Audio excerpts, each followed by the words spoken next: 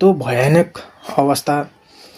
तपाईँ एकचोटि सोचेर हेर्नुहोस्, एउटा मान्छेको बिहे छ, बेहुला बेहुली मस्त गाडी चढेर हिँडेछन्, पछाडि बसमा जन्तीहरू छन्। अचानक एउटा साँघुरो बाटोमा मोड नपुगेर गाडीहरू गुल्ट्या छन्, मान्छे मर्या छन्, रोडको अवस्था खत्तम छ नेपालमा। सरकारले समयमा रोड बनाउँदैन, 3 वर्षको लागि भनेर बनाएको प्रोजेक्ट 10 वर्षसम्म पुरा हुँदैन, रोडको अवस्था खत्तम हुन्छ। बिचरा साना साना 10-15 वर्षका भाइहरू ड्राइभर खलासी बनेर हिँड्छन्। बाटो यत्रो साँघुरो हुन्छ, त्यहाँमाथि छन् कच्ची बाटो, पानी पर्ने सिजनहरूमा पानी पर्छ, बाटो चिप्लो हुन्छ, गाडी चिप्लिएर गएर मान्छे खोलामा खसेर मर्छ। अनि त्यसपछि कति मान्छेहरूले गाउँमा हेरेर सामान उत्पादन गरेर बेच्न लान्छु भनेर भन्दाखेरि पहिरो आउँछ, बाढी आउँछ, मान्छे खोला तर्न सक्दैन, पहिरो तर्न सक्दैन। देशको अर्थतन्त्र त्यत्तिकै डामाडोल भएको छ, त्यत्तिकै अड्केर बस्नु परेको छ। न खानको ठेगान, न घर जाउँ भनेदेखि उतातिर नि बाढी पहिरो, यतातिर नि बाढी पहिरो। होइन, साँच्चै सोच्ने बेला भएको छ कि होइन, गर्न नसक्ने पनि होइन। एउटै नेताको घरमा हामीले अस्ति नै देखाउँ, जसलाई एआई पैसा भनेर भन्यो, अरबौँ पैसा थुपारेर राखिएको थियो, जबकि उसले त्यो कमाउन सक्ने हैसियत उसको छैन। त्यो ठगेरै कमाओ, त्यो भ्रष्टाचार गरेरै लएर थुपारे हो भन्ने पनि हामीले सबैलाई थाहा छ। त्यो पैसालाई हेर्नुहोस् त, ल रोड बनाउनलाई प्रयोग गर्न सकियो। त्यो पैसालाई अब टिफरहरूको केस हेरौँ न।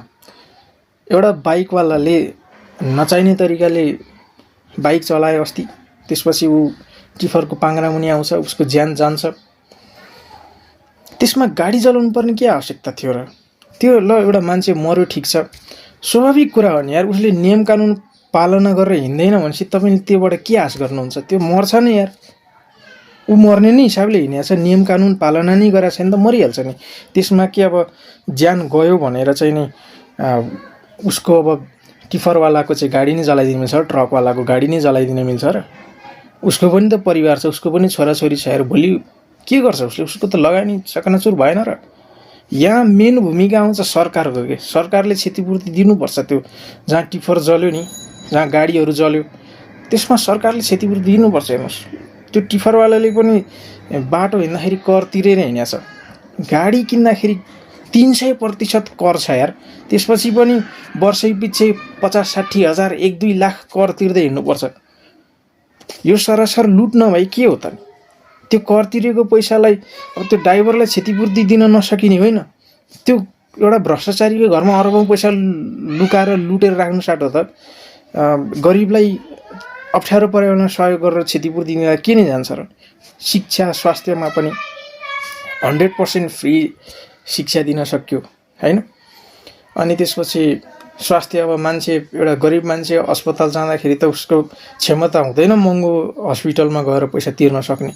तर यहाँ सरकार बिचमा आएर चाहिँ नि 100% नभए नि 50% मात्रै गरिदियो भने पनि कति राहत हुन्छ कि यार। तपाईँ आफै विचार गर्नुहोस् न। मान्छेले दिनरात पैसा सङ्कलन गर्दै हिँड्दाखेरि पनि लाखौँ पैसा त जम्मा गर्न सक्दैन। केही लाख पैसा जम्मा भयो भने बाँकी पैसा सरकारले सहयोग गरिदियो भनेदेखि त भइगयो नि, होइन र? ल धेरै कुरा त केही पनि भन्दिनँ, मेरो मेन कुराहरू यति नै थियो। र बाइकवालाहरू त एकदम सुध्रेर हिँड्नुपर्ने बेला भएको छ है। सानो जाम भयो भनेदेखि पनि रङ साइडबाट हिँडिदिने, यतापट्टिबाट नि बाइकहरू आएछ, उता रङ साइडबाट नि बाइकहरू आएछ, दुवैपट्टि रङ साइडबाट आउँछ। त्यसपछि 5-6 घन्टासम्म जाममा बस्नुपर्छ त्यो जहाँबाट बाइकवालाको मूर्खको कारणले गर्दाखेरि के। सबैको घरमा बाइक छ। मैले बाइकको बारेमा बोल्यो भनेदेखि सबैजना रिसाउँछन्, मलाई थाहा छ। रिसाए के गर्नु त यार? अब नियम कानुन त पालना गर्नु पर्यो नि। एउटा एम्बुलेन्स जाममा परेर बाटो खाली गर्दै बिचमा ल्याएर बाइक घुसाइदिन्छ यार। त्यो मान्छे साँच्ची भने पिट्ने जस्तो रिस उठ्छ क्या त्यो ताल देख्दाखेरि। एम्बुलेन्सलाई त बाटो छोडिदिनु, त्यति पनि बुद्धि छैन यार। पछाडिबाट साइरन बजाउँदै एम्बुलेन्स आइरहेको हुन्छ, बाइकको मान्छेहरू हेर्दैन हेर्दैन। यो लुकिङ ग्लास किन राख्दै जस्तो लाग्छ कि साँच्ची भने। लाइसेन्स दिने बेला त्यतिकै लाइसेन्स दिए हुन्छ कि बाइक चलाउने मान्छेहरूलाई त। यिनीहरूले त यिनीहरूले होइन तपाईँहरूले भन्दा नि हुन्छ कि तपाईँ सोच्नुहोस् न यार, त सबैको घरमा बाइक छ त यार। लाइसेन्स हेरेर अब कमसेकम लुकिङ ग्लास हेरेर पछाडिबाट गाडीहरू आइरहेछ भनेदेखि त्यसलाई जान दिने, अथवा चाहिँ नि रोक्दाखेरि पनि पछाडि गाडी आइरहेछ कि छैन हेरेर रोक्ने। झ्याप्प पछाडि गाडी आइरहेछ, झ्याप्प बिचमा हाइवेमा रोकिदिन्छ यार बाइक सोच्दै नसोचिकन, अनि गाडी ल्याएर हान्दैन, आगो लगाइदिने त्यसपछि सिधै, होइन? त्यो सब कुरामा विचार गर्ने बेला भएको छ। अब अहिलेको नयाँ सरकारले केही गर्छ भन्ने आश छ। नयाँ सरकारलाई पनि मान्छेले त्यति धेरै विश्वास गरेर त भोट दिए होइनन्। पुरानादेखि वाक्कै भएर, पुरानाको विकल्पै नभएर नयाँले चाहिँ केही गर्छ किन भनेर दिया मात्रै हो भोट। ठिक छ, यति नै हो मेरो कुरा है।